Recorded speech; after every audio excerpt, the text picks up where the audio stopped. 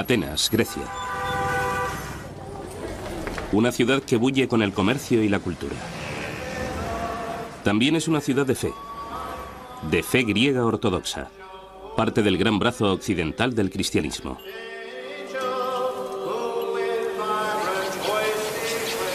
Pero aquí hubo otro mundo del cual solo quedan fascinantes fragmentos.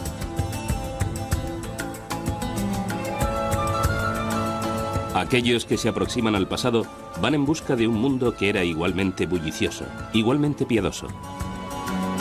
El mundo de los antiguos griegos. Aún nos habla a través de uno de sus legados, la mitología griega. Estaba poblada de muchos dioses y diosas, cada uno con determinados poderes en el mundo y con una historia particular. Durante decenas de miles de años antes de los tiempos bíblicos, los relatos de los dioses y sus actividades fueron transmitidos por los narradores. Es sumamente difícil, pero intentamos imaginar cómo eran aquellos tiempos. Si hago memoria, creo que mis historias favoritas sobre los dioses, las que más me hicieron pensar y más me impresionaron, fueron la de cómo Atenea nació de un dolor de cabeza de Zeus, la de Apolo, que fue un joven alocado, y luego se convirtió en el dios del orden, de la música y el arte, y la de Poseidón, que era el protector de nuestra capital, y además estaba a favor de la paz. Presidiendo a todos estaba Zeus, dios del cielo, dios del trueno. Zeus es un dios del cielo, y te encuentras en los dominios de Zeus cuando estás en plena naturaleza. Zeus ejercía algo de control sobre si tenías o no un buen día, o una buena o mala vida. Tenías dos frascos en el umbral. Uno contenía el bien y otro el mal. Y a cada hombre, Zeus le servía una porción de bien y otra de mal. Estaban Afrodita y Artemisa, dos caras de la misma moneda. Afrodita. ¿Y de qué es diosa? Es la diosa de la sexualidad. De la sexualidad femenina. Es la diosa de la belleza. Está relacionada con muchos temas de la fertilidad. En el otro extremo tenemos a Artemisa, que es una virgen muy casta. Y Apolo, quien, como todos los dioses y diosas de la antigua Grecia, tenía más de un poder. Él es el organizador, el civilizador. Es el quien lleva carreteras donde nunca las había habido. Es el quien cura, pero quien también puede traer las plagas. Esto es algo que ocurre con muchos dioses griegos. Si pueden provocar algo, también pueden detenerlo. Era un dios, como se ha expresado con brillantez. Un dios distante y, por lo tanto, trataba con la gente no cara a cara y cuerpo a cuerpo. Se le daba mejor disparar su arco y matar a la gente desde muy lejos. Por consiguiente, sus amores también era mejor mantenerlos a distancia. Estos dioses y diosas evolucionaron conforme los antiguos griegos intentaban encontrar sentido, y tal vez fue en un mundo que con frecuencia suponía un desafío. Sus historias fueron adornadas y alteradas con el tiempo a medida que distintas civilizaciones entraron en contacto con la antigua Grecia. Grecia ha estado habitada desde aproximadamente el año 700 a.C. Y hubo invasiones de pueblos de Oriente Medio y del norte. Y cada invasión no condujo a que hubiera otro grupo de divinidades, sino a más estratos de divinidades añadidos a las ya existentes. De modo que los dioses griegos son una amalgama de múltiples culturas, sobre todo de culturas de Oriente Medio. Los dioses griegos tenían tal diversidad que no se parecen a ninguno de los muchos otros dioses de la cuenca del Mediterráneo, porque incorporaron elementos de los muchos pueblos que les rodeaban y no se corresponden claramente con los de sus religiones, digamos de la celta o la italiana. Estos relatos se transmitieron oralmente, pero en algún momento, en torno al año 750 a.C., fueron recopilados, organizados y escritos. Aunque los estudiosos discuten si uno o varios autores participaron en ese esfuerzo, la opinión generalizada es que fue obra de uno, Homero. Que sepamos, la auténtica cristalización de la mitología griega tuvo lugar hacia los tiempos de Homero, en el año 750 a.C. Y con Homero encontramos la creación de la mitología griega y la de los dioses. Homero le dio sus dioses a los griegos.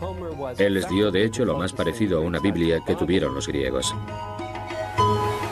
En el principio, nos dice Homero, estaba Océano, un espíritu con forma de un gran río circular e interminable que desembocaba en sí mismo. También había otra presencia, Tetis, a veces llamada la primera madre.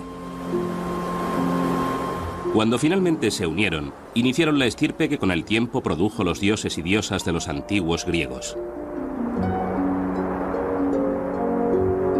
Unos 50 años después de Homero, el poeta Hesíodo escribió la Teogonía, en la que también describe la creación de los dioses.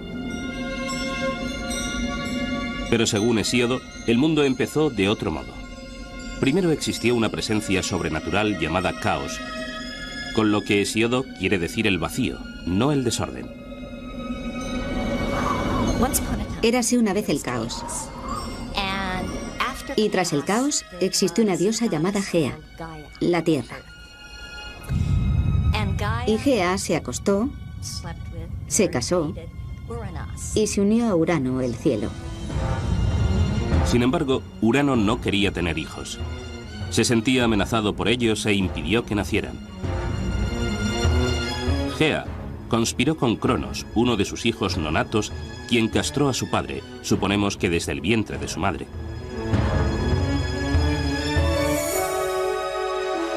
Los genitales amputados de Urano cayeron al mar, del cual surgió una sorprendente entidad, Afrodita, diosa del amor. Estos relatos componen lo que se conoce como mitología griega, que se deriva de la palabra griega mitos. Da a entender algo falso. Pero para los antiguos griegos, estos relatos eran una cuestión de fe. Les ayudaron a explicar cómo y por qué el mundo funciona de la forma que lo hace. Curiosamente, el amor y la guerra, o la violencia y el sexo, están profundamente ligados en la mitología griega. No solo en esta, sino en diversas mitologías.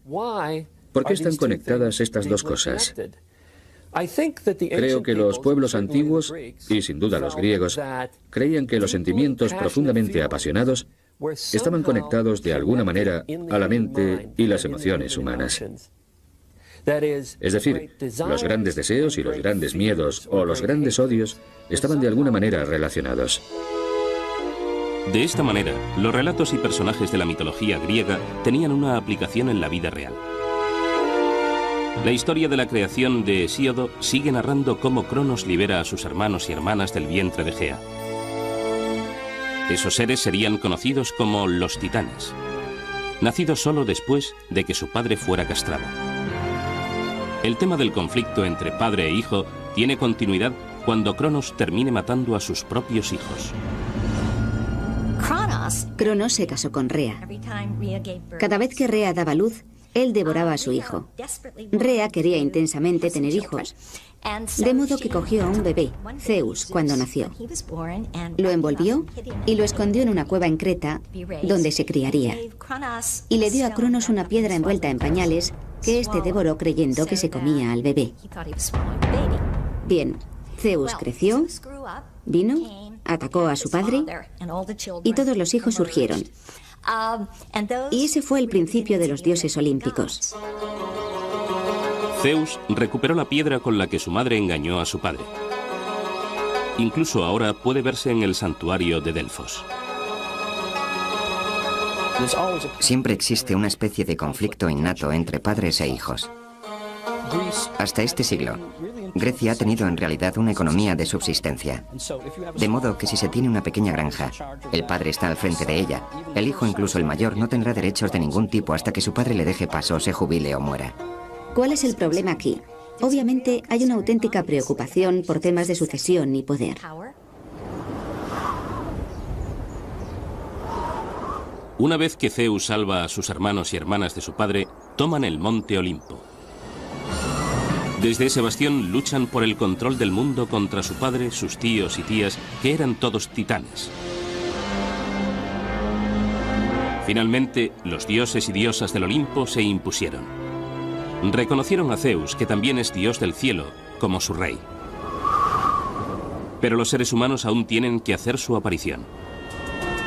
A continuación, la excitante e inquietante llegada de la humanidad al mundo.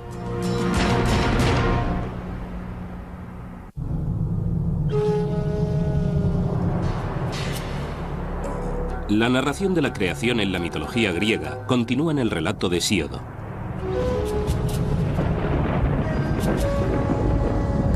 Generaciones de dioses continúan luchando unos contra otros antes de la llegada de la humanidad al cosmos. Creo que dice algo muy interesante de una cultura.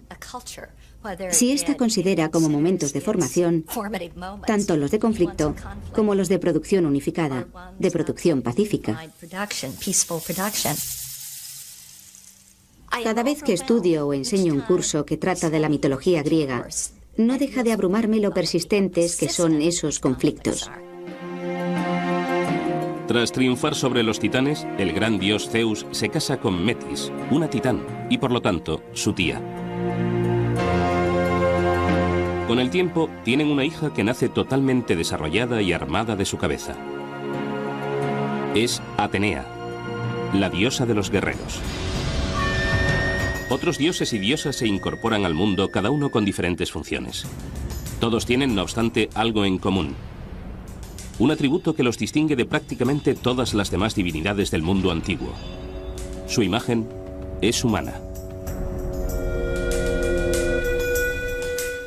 Si pensamos en la religión egipcia, con sus dioses que poseen cabezas de animales o cuerpos de diversos animales, o en las religiones acadias, mesopotámicas o hititas, en la que vemos a divinidades asociadas con leones y otros animales feroces. La decisión de los griegos de representar de alguna manera a sus dioses como griegos es una auténtica innovación. No estamos del todo seguros de dónde procede.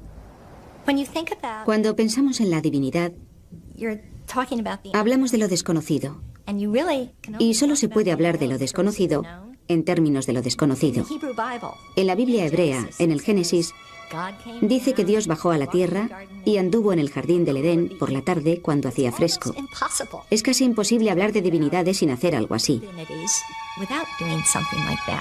Xenófanes dijo que si los caballos pudieran dibujar, dibujarían sus dioses como caballos.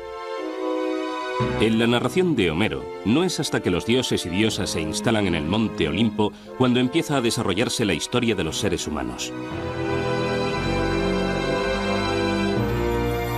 Los relatos judeocristianos del principio del mundo culminan en la creación del hombre por Dios, al que se le da el dominio sobre todas las demás criaturas en la tierra.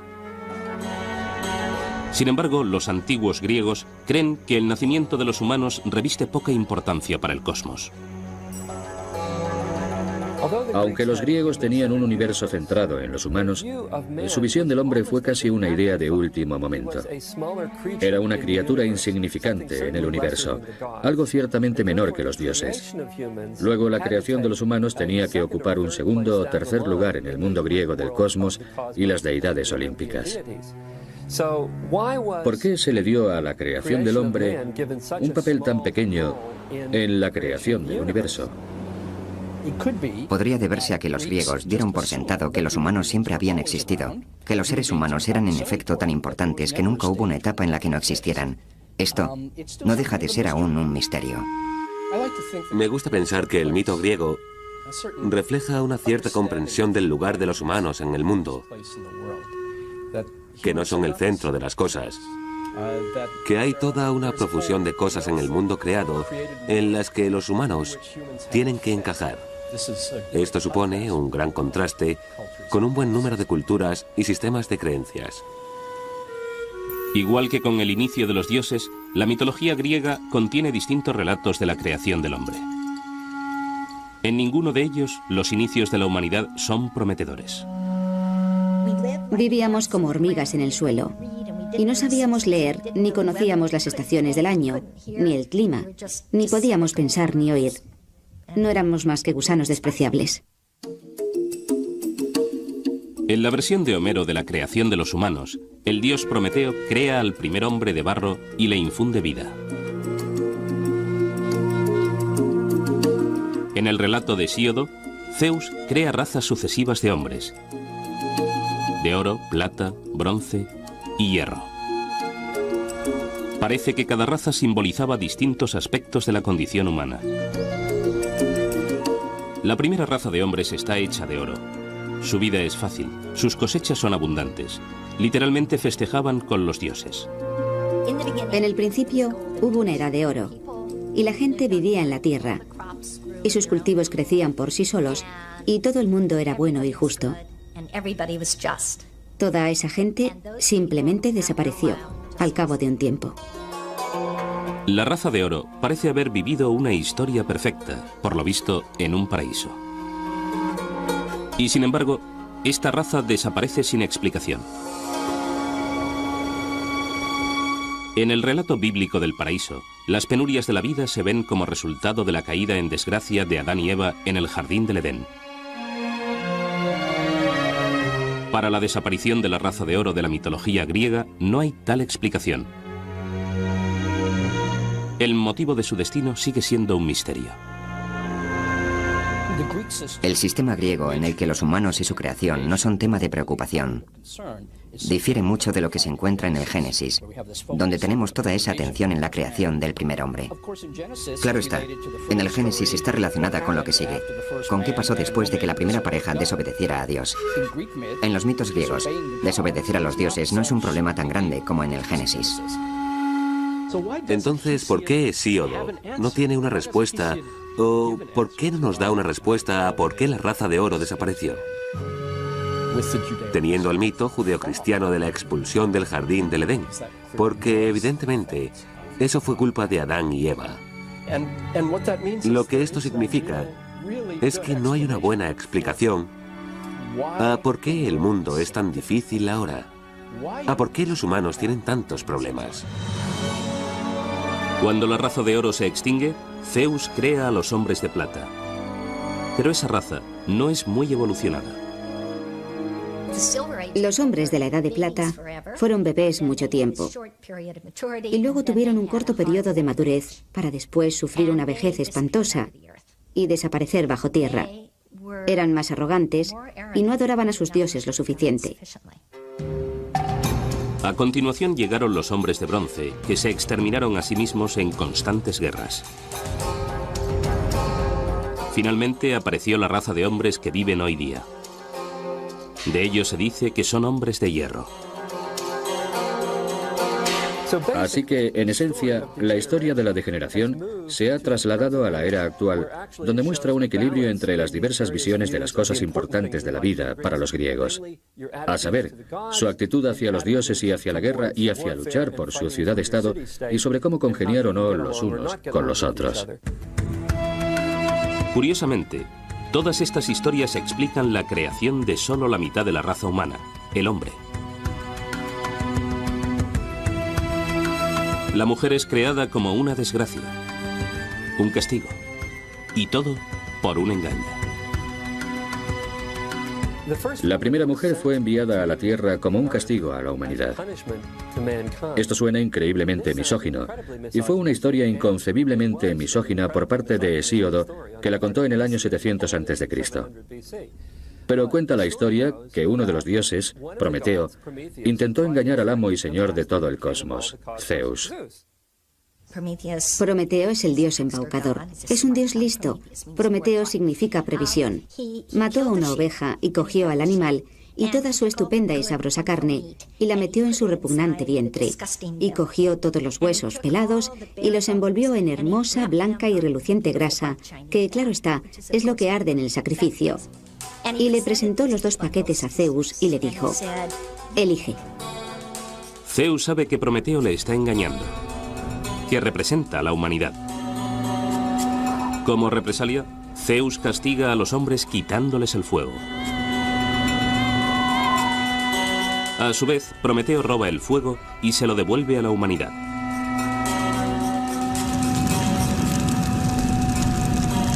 Y por robar y devolverle al hombre el regalo del fuego, fue castigado indirectamente por hacer que se creara una mujer que le fue entregada a los seres humanos.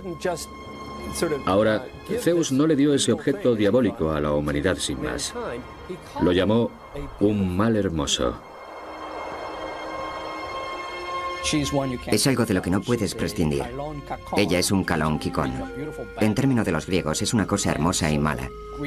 Así que el mito griego, la poesía griega, gusta de expresarlo en ambos sentidos. Las mujeres son hermosas, las mujeres son algo irresistible. Al mismo tiempo, las mujeres te hacen trabajar, así que son algo malo.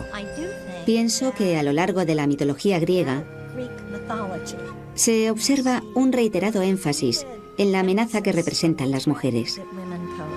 La amenaza que suponen por tu necesidad de ellas, la necesidad de tener hijos y el temor muy real a perder el control debido al deseo.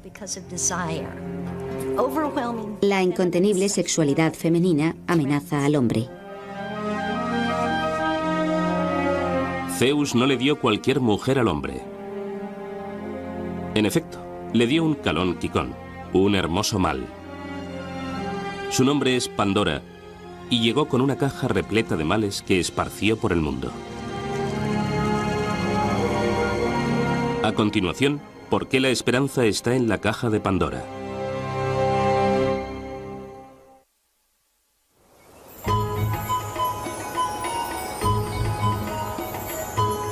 La primera mujer en la mitología griega es Pandora, y su historia recuerda la de Eva y el fruto prohibido en el jardín del Edén. Se le entrega una caja y se le dice que no la abra, pero Pandora lo hace. Y todos los males del mundo son liberados. La enfermedad, el dolor, el sufrimiento, las plagas. Demasiado tarde cierra la caja dejando solo una cosa, la esperanza. ¿Pero qué hace la esperanza en la caja llena de males de Pandora?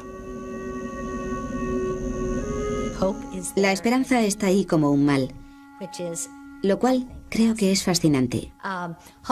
La esperanza es un mal, porque te permite actuar con la sensación de que puedes controlar el futuro.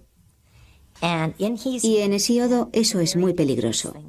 No puedes controlar el futuro, y hacerlo es obrar engañado. ¿Es la esperanza algo bueno o malo? A los griegos les gustaban este tipo de dilemas, porque la esperanza puede ser buena o puede ser mala. De modo que fue dejada con ambigüedad en la caja para que los humanos la usaran o la evitaran. Pandora es quizá el más importante, pero sin duda no el único ejemplo de mujeres que son el origen del mal en la mitología griega. Algunos estudiosos encuentran un significado más profundo a este menosprecio a las mujeres y señalan a Afrodita, la diosa del amor. Si miramos a los mitos de Afrodita, que es lo más hermoso y sexualmente deseable que pueda haber, los hombres la temen. Vio a un hombre, un ser humano, Anquises, en una colina a las afueras de Troya y quiere acostarse con él. Se le aproxima y él le dice: «Eres demasiado hermosa para ser humana. Tienes que ser una diosa y no quiero acostarme contigo». Y ella le responde: «No, solo soy una doncella de los alrededores». De modo que se acuestan y cuando él despierta, ella haya adoptado su personalidad de diosa y él se aterra. Le aterra que vaya a ser castrado, que vaya a perder toda su fuerza. En contraste, los antiguos griegos creían que Atenea, una diosa sin papel sexual, era una gran fuerza del bien. Atenea es la protectora. Atenea es la divinidad guerrera que encabeza la guerra de defensa justa. Ella es la diosa de la ciudad y, en muchos sentidos, la divinidad más importante que tienen los atenienses. Y eso puede ser válido para muchas otras ciudades donde existe una acrópolis con un templo de Atenea en la cima. Por lo tanto, el mundo de los dioses y diosas griegos no es simplemente una colección pintoresca de relatos, sino una ventana a una civilización antigua, a sus ideas y a sus valores. El tipo de pensamiento indirecto que se observa en los mitos, el tipo de narraciones que saltan de un sitio al otro, que introduce criaturas extrañas, se parecen mucho a los sueños. De modo que creo que la pregunta es si los mitos griegos son de alguna forma la conciencia colectiva de la civilización griega, en una época temprana. De forma consciente o inconsciente, los dioses están muy presentes en la vida cotidiana de los antiguos griegos. En cada montaña, en cada planta, en cada una de las emociones que experimentaban, pensaban que detrás había un dios controlándolo todo.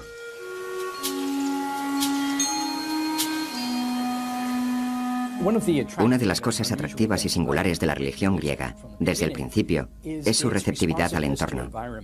Por ejemplo, hay ninfas que viven en lugares húmedos, ninfas de los árboles. Hay un reconocimiento de que los ríos son una especie de fuerza religiosa. De esta forma, la religión griega tiene una cierta relación con la ecología moderna. Un reconocimiento de que hay lugares concretos que tienen un valor. Una especie de cualidad divina. Una cualidad sagrada. Los griegos tenían términos concretos para sagrado. De hecho, tenían varios términos para sagrado. Uno de ellos es Iros. Iros significa que pertenece a los dioses. En realidad, la palabra griega para religión es tagira, las cosas sagradas. De manera que las historias en la mitología griega se usan para explicar un mundo a menudo difícil y aleatorio.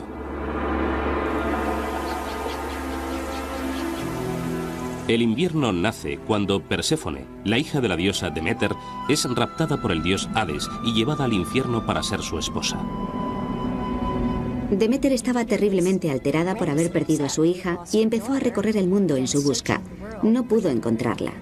Lloró, gimió, los cultivos no crecieron y por lo tanto los dioses no recibían suficientes sacrificios. Algunos dioses acudieron a Zeus y le dijeron: tienes que hacer que Perséfone vuelva con su madre, que ésta haga crecer los cultivos para que recibamos nuestros sacrificios y la gente no muera. Al final, a Perséfone se le permite volver con su madre, pero con una condición. Cada año, Perséfone tiene que pasar 3 meses con Hades. Es durante ese periodo que su madre Deméter, la diosa de la agricultura, está inconsolable, y de ahí que cada año los campos estén yermos durante el frío invierno. De ese modo, las grandes penurias de la vida eran explicadas. Las dificultades personales, sin embargo, a menudo se explicaban como producto de alguna ofensa a los dioses. Aquellos que ofendieran a los dioses eran castigados, no por una autoridad terrestre, sino por los propios dioses.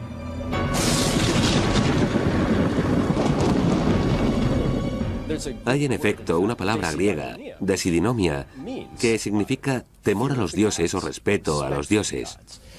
Y esto era algo positivo. La vida se consideraba algo bastante precario y era preciso hacer todo lo posible para poner a los poderes que existieran de tu parte para mantenerte a salvo. Muchos vivían apenas a una sequía de distancia del hambre. Y no se puede jugar con un mundo así. Una de las cosas que me encantan de los mitos griegos es que nunca dejan salir a nadie del atolladero. Nunca dicen que tal cosa pasó porque los dioses hicieron que pasara. Es culpa nuestra si no somos capaces de entender el porqué. Es en cierto modo un mundo difícil en el que vivir. En un mundo difícil, la gente con frecuencia busca un héroe.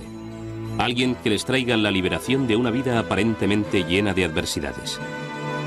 Hay quienes piensan que un niño nacido de un dios griego y una mujer mortal prefigura la aparición de Cristo. ¿Estaba esto destinado a pasar? A continuación, 2 de las mayores figuras de la mitología griega y cómo esclarecieron la idea de los antiguos griegos del destino contra el libre albedrío.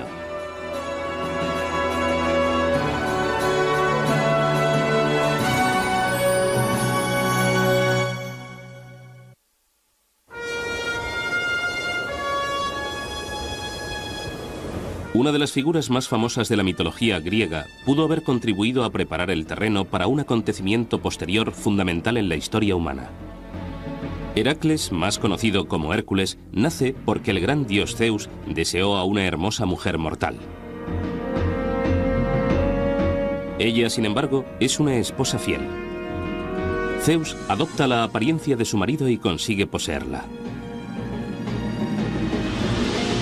El ultraje es aún más grave porque el propio Zeus está casado con una de sus hermanas, Hera.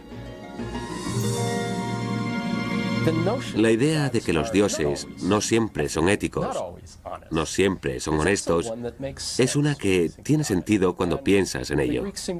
Y los griegos parecieron sentirse a gusto con ella durante muchos siglos. Tiene sentido porque si los dioses son humanos, pero de algún modo mejores, más fuertes, más poderosos, inmortales, nunca tienen que atenerse a las consecuencias de aquello que hagan. Mientras que los humanos, sí. El peso de obrar éticamente, de pensar en las consecuencias, recae en los humanos, no en los dioses. Hera no puede descargar su ira contra Zeus. En un acto característico de un dios griego, elige como blanco de su rencor al niño nacido de la infidelidad de su marido. Heracles tal vez sea el héroe griego más famoso, una figura especialmente importante en la mitología griega. Incluso en su infancia, Heracles está dotado de una fuerza extraordinaria. Hera manda mortíferas serpientes a su cuna y Heracles las estrangula a las dos. Muchos de los héroes griegos tenían de hecho un padre divino y otro mortal. Por lo general, un héroe era un hombre de una fuerza superior a la normal que estaba de alguna manera señalado para tener una vida de logros, pero también de enormes dificultades. Les costaba mucho integrarse en la sociedad precisamente por sus grandes capacidades. La vengativa Hera continúa persiguiendo al hijo ilegítimo de su marido a lo largo de su vida, llevándolo a tener ataques periódicos de ira o de locura. Profundamente contrito por los asesinatos y otros delitos que comete durante esos ataques, Heracles emprende trabajos de arrepentimiento, a menudo matando a tiranos y monstruos.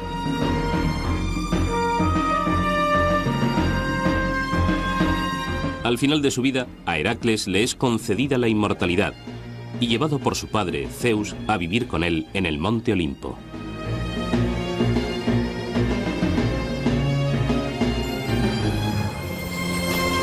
Así, la historia de Heracles pudo haberle preparado el terreno al apóstol Pablo, quien siglos más tarde les llevó a los griegos noticias de una nueva fe.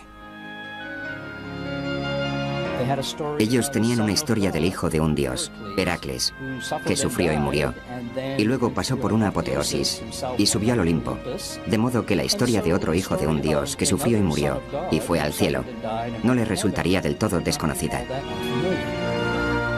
De igual forma, la idea de que un dios puede adoptar forma humana y parecer uno de nosotros era totalmente aceptable para un auditorio griego pagano.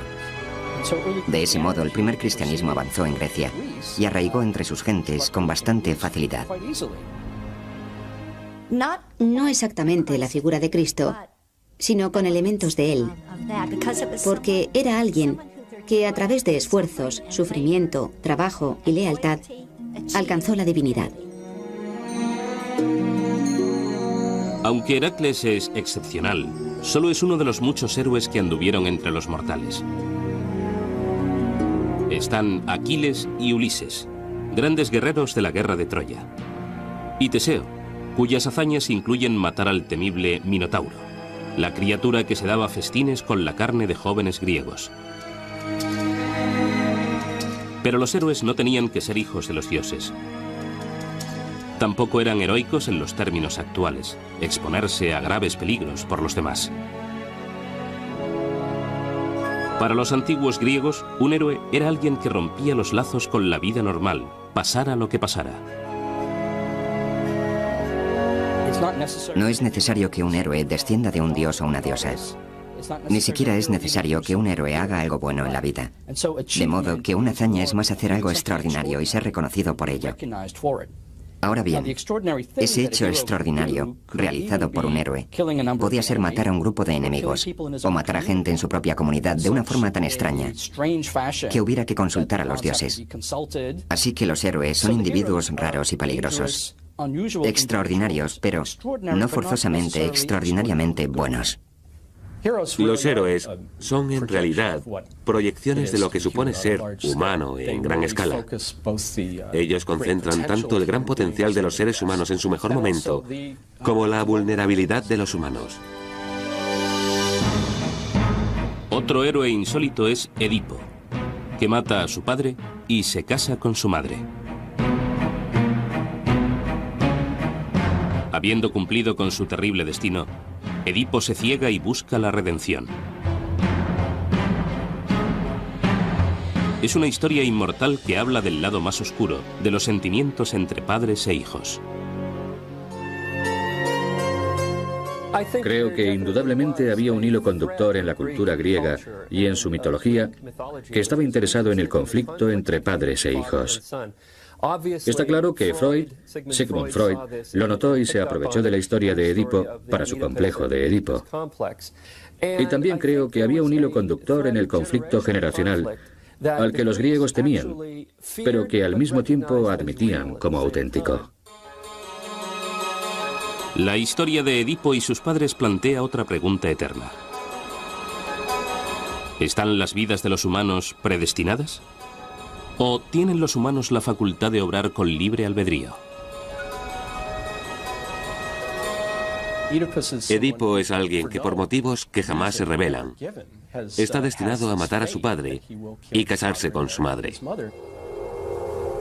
Una vez Edipo se percata de que no es hijo del rey de Corinto como creía, dice: me considero el hijo del azar. Y con azar quiere decir algo muy aleatorio. No existe un plan. Al final de la obra resulta que todo cuanto ha hecho se ha ajustado a un plan. Y si él es el hijo del azar, es el azar en el sentido de que está íntimamente ligado al destino. Él, Edipo, el hombre, tomó decisiones. Cuando se enteró de que iba a matar a su padre y casarse con su madre, huyó de su casa sin saber que era adoptado. Y claro está, encuentra a su padre en el camino y lo mata. Y luego llega a la ciudad y se casa con su madre. Él elige irse de su casa. Hizo algo terrible, pero no con el ánimo de hacer algo malo. Y el destino no le hizo hacerlo. El problema del destino de una persona contra el papel del libre albedrío era de tal importancia para los antiguos griegos que personificaron al destino en la forma de 3 diosas. Cuando leemos la poesía de Homero, parece que fluye en 2 direcciones. Por un lado, las Parcas son 3 mujeres: Cloto, Láquesis y Atropos. Sus nombres significan la tejedora, la controladora, y no hay vuelta atrás. Ellas tejen un hilo para la vida de cada persona cuando nace y determinan cuándo la vida de esa persona tendrá fin. Por otro lado, vemos en la poesía de Homero que el destino es un poder superior a los dioses. Los dioses se inclinan ante el destino en varias ocasiones. Podemos mirar la historia de Edipo y hablar del destino. ¿Estaba predestinado a matar a su padre y casarse con su madre? Sí. ¿Qué significa eso? ¿Supone eso que no tenía libre albedrío? No, no significa eso, significa que eso era lo que iba a pasar. Los griegos tenían una visión muy compleja de cómo funcionaba el mundo. Por un lado, los dioses controlaban muchos de los actos de los seres humanos o tenían un efecto sobre ellos. Pero sin embargo, los humanos también podían controlar sus propios destinos individuales y muchas veces tener la última palabra. De modo que existe una curiosa relación entre lo que controlan los dioses y lo que controlan los humanos. Y sabéis que esa ambigüedad les encantaba. De ese modo, los antiguos griegos aceptaron el hecho de que no había garantías en la vida. Algunas de sus preocupaciones parecen inquietantemente familiares hoy en día.